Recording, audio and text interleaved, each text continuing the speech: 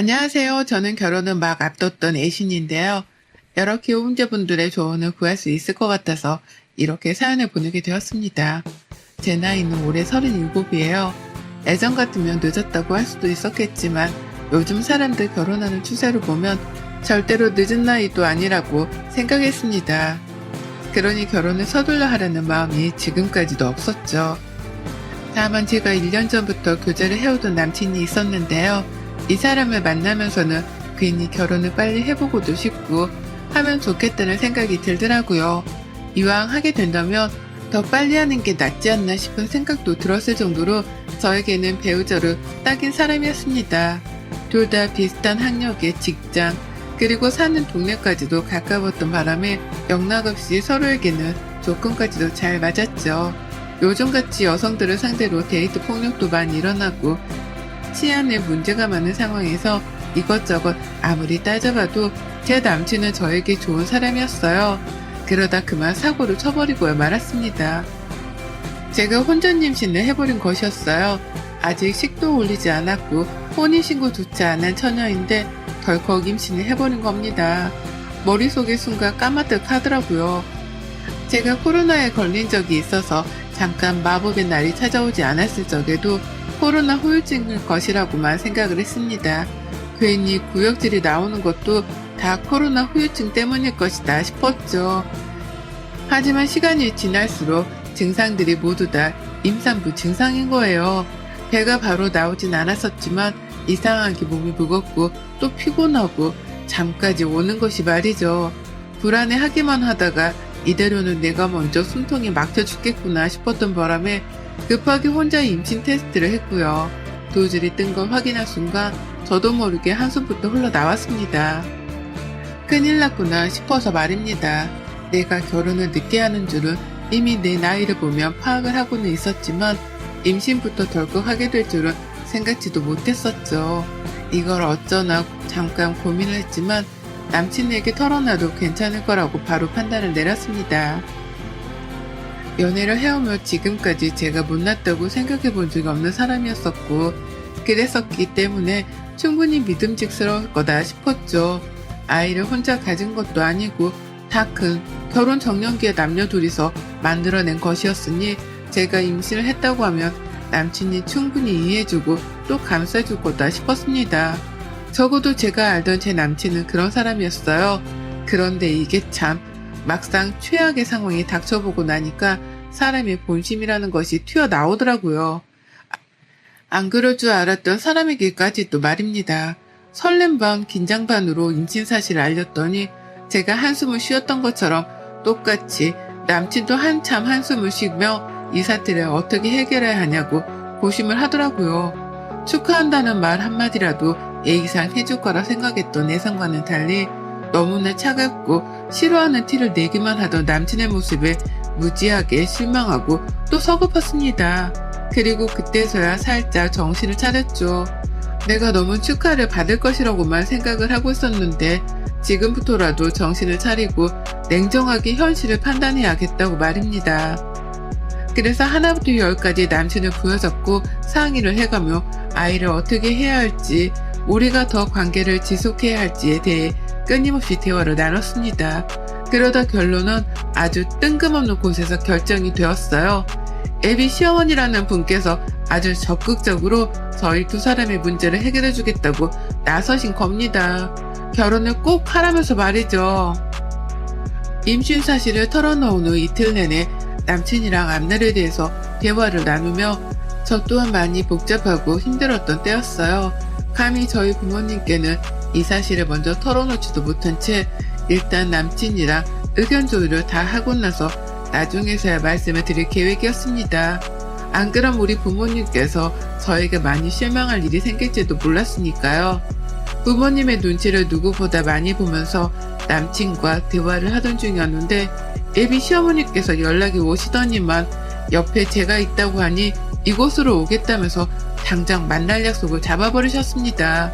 정말 한순간에 만남이 성사된 것이었죠.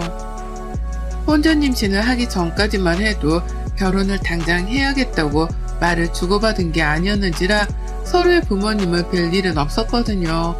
임신 사실을 알리고 난 후에도 저희끼리 아직 대화가 충분히 마무리되지 못한 상황이었기 때문에 서로의 부모님을 이 일에 끌어들일 타이밍은 결코 아니었습니다. 그런데 갑자기 제가 옆에 있다고 하니 저를 보러 당장 오겠다고 하시는 거예요. 그래서 순간 촉이 팍 왔죠. 남친은 이미 자기 집에다가 저의 임신 사실을 털어놓았구나 하고 말이죠. 저에게는 부모님께 말 한마디조차 꺼내기 힘든 말이었는데 남친에게는 이게 그리 쉬운 말이었나 싶어서 현타가 왔습니다. 무엇보다도 여친을 임신시킨 사실이 뭐 대단한 자랑이라고 그걸 해결도 보기 전에 자기 엄마한테 털어놓냐고요. 남친은 제가 모르던 마마보이였나 싶기도 해서 혼동도 오고 입이 가벼운 사람인가 싶어 괜히 불신이 생기기도 했어요. 아직 아이에 대한 생각이 채 정리도 되기 전에 남친의 이런 가벼운 행동과 시어머니의 무대뽀에 두 손 두 발을 들었던 것 같습니다. 그 상태로 뵌 예비 시어머니는 계속해서 급발진을 하셨어요. 결혼을 하라고 급발진하는 차량마냥 밀어붙이신 겁니다. 내가 우리 아들 애를 임신했다 소리를 듣자마자 어찌나 놀래 뒤집어지려 했는지 몰라요. 아가씨도 아니 이젠 아줌마인가? 내가 뭐라고 불러야 하지? 라고 하면서 자연스럽게 말도 놓으셨고 당장 제가 시집올 애비 며느리라고 확신하고는 호칭 정리도 당장 해버리셨어요. 우리 집에 들어올 며느리한테 아가라고 부르는 게 꿈이었는데 그렇게 불러도 됐지? 라고요. 졸지에 저는 이 나이를 먹고 아가라는 소리를 애비 시어머니께 듣게 되었고요. 생각보다 아이 가진 걸 부담스러워하지 않은 채 결혼을 무조건 하라며 성급하게 부채기까지 하시는 어머님의 태도를 보고선 의외로 안심이 들기 시작했어요. 나를 내치는 게 아니라 보듬어 주려고 하시는 건가 싶었거든요. 그러니 저로서는 당연히 어머님께 의지를 할 수밖에 없었습니다. 가장 최악의 상황이었는데 해결책을 제시해주는 분이 바로 시어머니셨으니까요. 그리고 전 그날 후 저희 부모님께도 임신 사실을 털어놨어요. 계획에 없는 임신을 한 것에 대해서 잘못했다고 말씀도 드렸고 아이를 가지게 되며 남친과 결혼까지 가게 되었다고도 말입니다. 당연히 저희 부모님은 많이 놀라셨고 또 약간 실망도 하신 듯 보였으나 제가 이른 나이도 결코 아니었고 결혼까지 가서 아이를 책임지겠다고 하는 모습에 안심을 하신 듯 했습니다. 그렇게 저희는 얼떨결에 해버린 혼전 임신 때문에 급하게 양가 상견례까지 잡게 되었어요. 모든 게 일사천리로 빠르게 흘러갔고 조금 성급하지 않나 싶어 불안하긴 했거든요. 하지만 제가 여기서 뭐라고 투정을 부릴 수 있는 상황은 아니었습니다. 누가 시키지도 않은 혼전 임신을 한 건 저희 커플이었기에 책임을 져도 저희가 끝까지 책임을 져야 한다 생각했거든요. 그렇게 상견례를 앞두고 저는 저대로 마음이 급해서 배가 부르기 전에 결혼식이라도 후딱 치르고자 했어요. 저의 성급한 실수였죠. 각자 직장을 다니느라 너무 바쁜 사람들이어서 최대한 시간이 나는 주말마다 결혼식장도 돌아보고 드레스도 입어보면서 결혼 준비를 했습니다. 뱃속에 아이가 있었기 때문에 결혼은 너무나 당연하게 하게 될 거라 확신을 했고요. 그 바람에 상견례에서 뭔가 문제가 생길 것이라고는 전혀 생각 안 했어요. 그렇게 상견례에 관해서는 긴장조차 미룬 채로 제 결혼과 뱃속 아이한테만 열중을 했습니다. 그러다 상견례 날짜가 코앞에 다가왔고 저는 예비 어머님으로부터 전화 한 통을 받게 되었어요. 응 아가 잘 지냈니? 내가 혹시나 해서 미리 연락을 한 건데 내일 니네 부모님 데리고 나올 때 받아 적을 거 있으니까 종이랑 펜이라도 들고 나오시라고 해라 라고 말씀을 하시더라고요. 일단 니네 부모님이라면서 저희 부모님께 애매한 호칭을 쓴 것부터 기분이 상당히 나빴는데 받아 적을 게 있으니 종이랑 펜을 가져오라고 말씀하시는 게 꼭 초등학생한테 숙제라도 내주시는 듯한 뉘앙스였습니다. 뭘 받아 적을 게 있어서 그런 거냐면서 되물어보니 어머님은 그러시더라고요. 어차피 일 다 말할 건데 내가 지금 너한테 말을 또 해서 뭐하니? 피차 우리 서로 바쁜 사람들인데 할 말 또 하지 말고 내일 보자. 아가 너도 푹 자고 라고요. 그렇게 전화가 마무리되었어요. 영문도 모른 채 저는 받아 적을 종이랑 펜을 챙겼고 차마 이 말을 저희 부모님께 하지는 못했습니다. 누가 들어도 애비 사돈이 무례하다는 오해를 사기에 충분했으니까요. 그리고는 내심 혼자서 생각했죠. 애비 시어머니가 그냥 단순히 만만한 사람도 아닌 것 같은데 이런 예의 없는 요구까지 할 만큼 진상일 수도 있겠구나 라는 걸 말입니다. 그때부터 갑자기 저희 부모님 걱정이 되면서 걱정이 너무 되는데 다가올 상견례를 물을 수도 없고 밤새도록 잠을 제대로 자지도 못했어요. 마음고생을 너무 하느라고 말이죠. 그러다 상견례가 코앞에 찾아왔고 저는 부모님을 모신 채로 약속된 장소에 나갔어요. 남친은 자기 부모님을 모시고 나왔고요. 처음부터 안 좋았던 건 아니었습니다. 서로 양가 부모님들이 인사도 잘 나눴고 하하호호 하면서 자리에 착석을 했어요.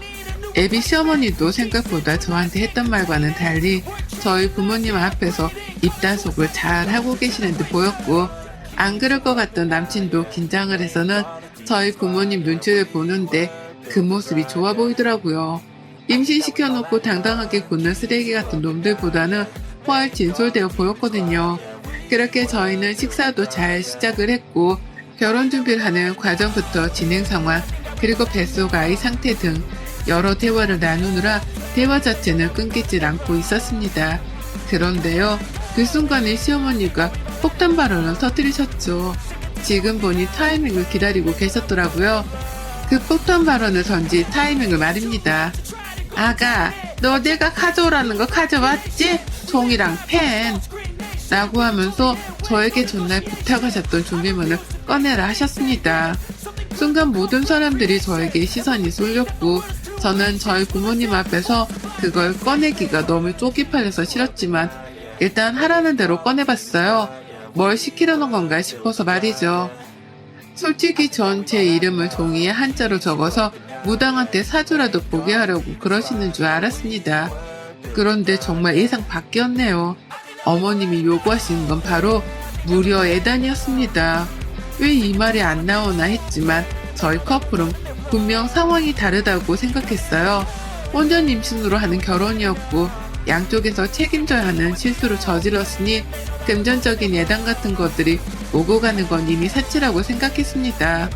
그런데 예단 목록을 말할 테니까 받아 적으라는 무례한 말로 시작을 하시더니 급기야 1억 원어치의 예단을 요구하시더라고요.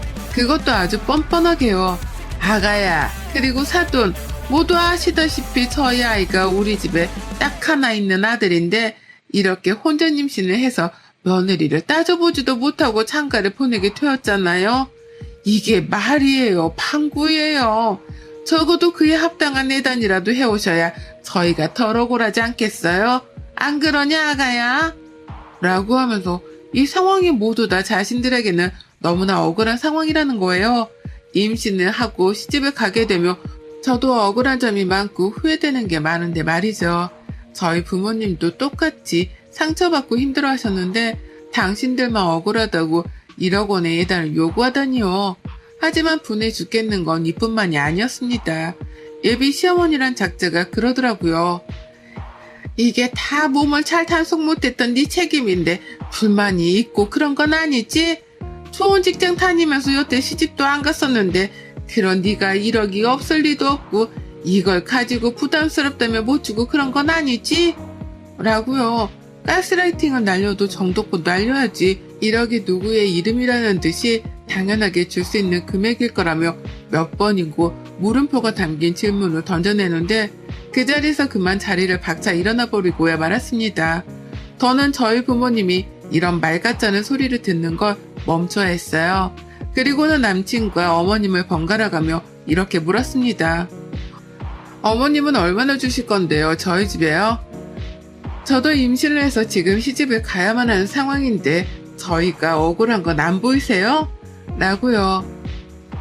몸을 단속 못한 건 나뿐만이 아니라 어머님 아드님도 마찬가지라며 격양이 돼서는 얼굴이 뻘개져 언성을 높였더니만 애비 시어머니가 그러시더라고요. 아휴, 행실이 참 폭이 그렇네. 라고 말이죠. 이렇게 나오니 저도 더는 할 말이 없었습니다. 이미 머릿속으로는 제가 몸이 가볍게 다루는 여자였기 때문에 혼전 임신도 되었고, 그래서 저희 커플이 결혼을 하는 거라고 생각하는 분이셨어요.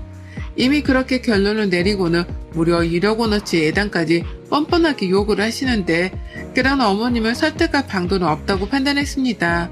사는 동네도 비슷하고 환경도 비슷해서 경제적인 상황도 우리 집이랑 다를 바가 없을 게 뻔한데 어떻게 1억 원이라는 어마어마한 예단을 요구할 생각을 했는지 도통 이해를 할 수 없었어요.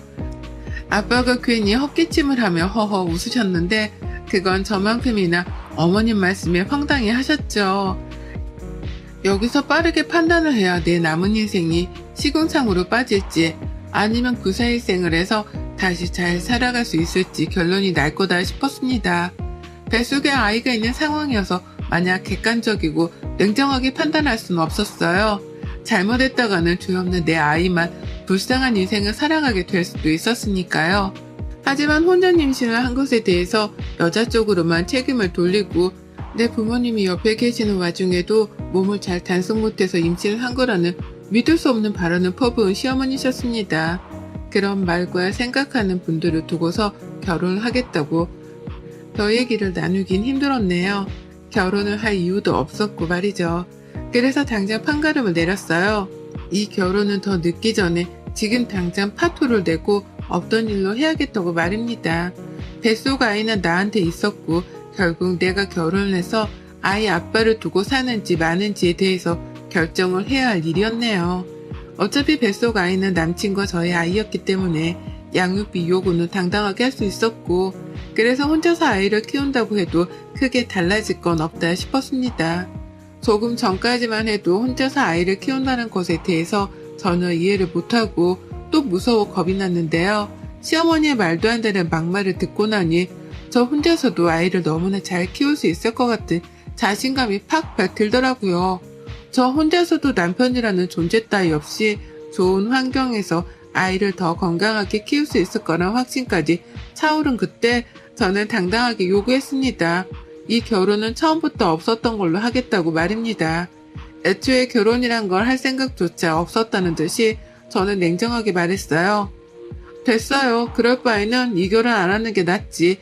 엄마 아빠 일어나. 나 혼자 키우고 말지. 저런 내 아빠에 저런 할머니? 내 아이한테 필요 없어. 라고요. 그러자 저희 부모님 처음에는 다시 한번 생각을 해봐야 할 문제라면서 시어머니를 다독이더라고요. 애단 1억은 너무했고 그 중간에서 조율을 하며 합의점을 찾자고 말이죠. 아무래도 딸이 혼자서 아이를 키우려고 하니 너무 걱정이 되어서는 일단 애비 시어머니께 최선의 대답을 들어보기라도 해야겠다 싶으셨던 것 같습니다. 하지만 저의 단호한 태도에 시어머니는 오히려 역정을 내며 성질을 부리셨고요. 그런 태도를 보고 있던 저희 아버지가 정말 먼저 터지고야 마셨어요. 내 딸이 당신들인 줄 아나 본데 착각하지 말고 말 똑바로 던지세요. 라면서 아주 단호하고 멋지다 싶을 정도로 옳은 말을 호탕하게 뱉어내셨습니다. 어찌나 보는 저까지도 무서웠는지 몰라요. 아빠가 나서서 옳은 소리를 하니 애비 시어머니가 방금 전까지 1억 어쩌고 하며 주접을 떨더니 더는 말을 꺼내지 못하더라고요. 그러면서 남친이랑 애비 시아버지를 막 쳐다보는데 그 모습은 마치 자신을 얼른 도와주려 한마디라도 거들어달라고 신호를 보내는 것만 같았습니다. 하지만 남친이랑 애비 시부는 그 어느 누구도 그 상황에서 더 말을 보태지 못했어요. 자기들도 알았던 거죠. 임신을 한 게 저 혼자만의 책임이 아니고 당신 아들에게도 책임이 있는데 시어머니가 무례하게 나섰다는 걸 말입니다. 그래서인지 남친은 자기 엄마 편을 들기보다는 그제서야 저희 아버지를 진정시키려 하기만 바빴어요. 오해가 있었던 것 같다는 말도 안 되는 변명을 하면서 어떻게든 더 대화를 이어나가 보려 했는데 이미 때는 늦었죠. 이 결혼은 절대 안 할 거니까 너는 앞으로 네 새끼한테 평생 양육비나 꼬박꼬박 보낼 각오나 하는 게 좋을 거야. 라는 말을 던지고 인사도 안 하고 자리를 떠났습니다. 저를 따라 저희 부모님께서도 바로 자리를 박차 나오셨고요. 뒤따라 허겁지겁 달려오던 남친, 그리고 사고를 쳤다고 직감하고 아이고 아가야 라는 말과 함께 덩달아 뛰쳐나온 시어머니. 모두가 한꺼번에 상 등신들처럼 보이더군요. 정신을 차리고 보니 내가 이런 사람들한테 시집을 갈 뻔했구나 싶어서 괜히 저까지 모질이처럼 느껴졌습니다. 바로 정을 떼고 아이를 혼자 키우겠다고 몇 번이나 호통을 치니 남친도 그렇고 예비 시모도 그렇고 이제서야 미안한지 어쩔 줄 몰라 하더라고요. 다시 상의를 해보자며 배가 나오기 전에 식을 올리자 하시는데 듣지도 않고 아빠차를 타고서는 그 자리를 빠져나왔어요. 남친에게는 정말 이별이라며 헤어짐을 통보했고요. 이렇게 저는 결혼을 파토냈습니다. 뱃속 아이는 지금도 너무 건강한데요. 남친하고는 정말 결혼이 너무 하기 싫더라고요. 시어머니 때문이기도 했고 여러모로 상황이 저에게 결혼을 하지 말라고 신호를 보내는 중인 것만 같았습니다. 그래서 더욱 냉정하게 판단하기로 했고 그 결과 저는 아이를 혼자 키우면서 남친에게 양육비를 요구하는 것으로 결정을 내렸어요. 걱정을 내려놓지 못하시는 부모님을 모시고서 변호사까지 찾아서는 법적 상담도 다 받았고요. 혹시나 하는 상황을 대비하기 위해서 남친에게는 양육비가 미지급 시에 청구 소송도 감행할 예정이라는 통보도 보내놨습니다. 당연히 그 집에서는 결혼하면 그만이지 않냐며 펄쩍 뛰고 난리가 났어요. 어떻게든 제 마음을 돌려보겠다며 애비 시모란 작자는 저희 집에 한우 선물까지 보내더라고요. 바로 며칠 전에 1억 원의 예단목록을 적으라고 공책이랑 펜까지 들고 오라 시킨 분이 말입니다. 그래서 저는 받은 한우 선물도 바로 되돌려 보냈고 이제 진짜 혼자서 아이를 키울 작정으로 태교에 전념하기 시작했습니다. 혼자서 아이를 키워야 한다고 생각하니 전보다 더 마음이 강해지는 기분이 들더라고요.